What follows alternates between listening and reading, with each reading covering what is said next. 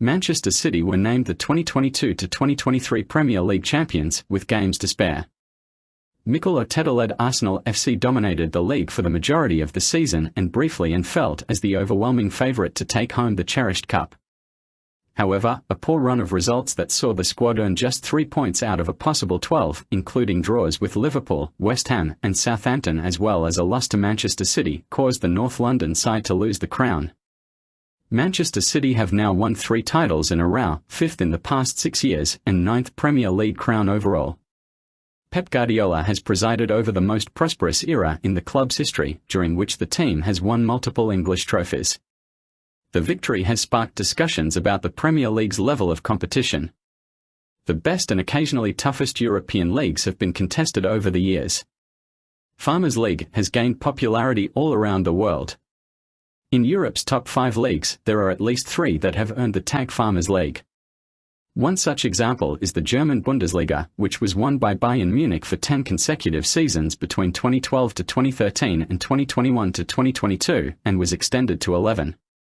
In the Italian Serie A, Juventus won 9 titles in a row between 2011 to 2012 and the 2019 to 20 season. Most notably is the French Ligue 1, with PSG winning 8 titles in 10 years between 12 to 13 and the 20 to 21 season.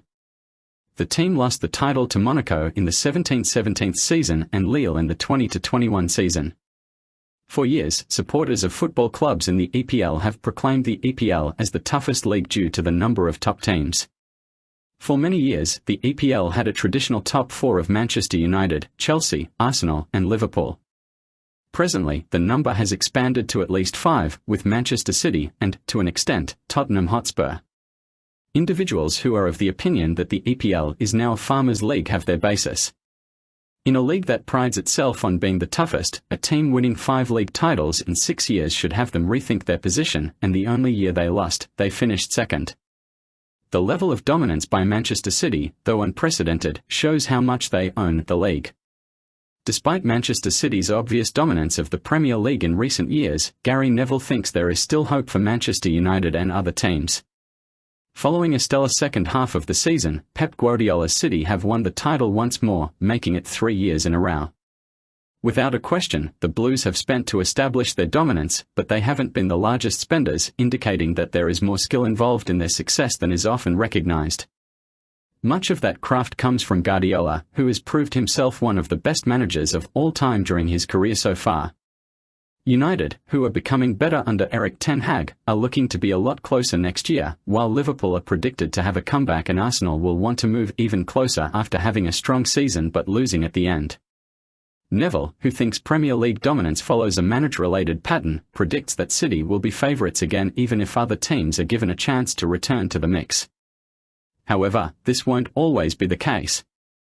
Neville said people at this moment are speaking about whether we are becoming the Bundesliga, that City are going to dominate forever, but I agree with Jamie, this is a Pep Guardiola situation, said the former Red Devil on Sky Sports Monday Night Football.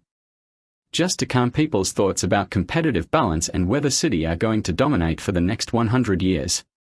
Let's just look at what has happened in the last 50 years, 30 years in the Premier League and 20 years prior to that. If we look at the last 12 years from the first City title, we have had 5 different winners of the Premier League and Man City have won 7 in 12. If we go back to the first 12 years of the Premier League, which is this year, we only had 3 winners, Arsenal, Blackburn, and Manchester United won 8 out of 12. So, Guardiola has won 7 out of 12, along with Mancini and Pellegrini. Manchester United, under Ferguson, won 8 out of 12, demonstrating what a great manager he was. If we go back to 72, when Liverpool won their first title, to 74, to Bill Shankly, the Boot Room, Paisley and Fagan, they won 8 in 12 as well. So, this idea that English football is going to get boring or ruined, we have seen this in 4 of the last 5 decades, that great managers, the best managers will create periods of domination, and this is what we are seeing now with Guardiola at City. If Guardiola was to leave City, that would become a lot more difficult for them. And other teams are spending more money than them at the moment, so it would start to equalize.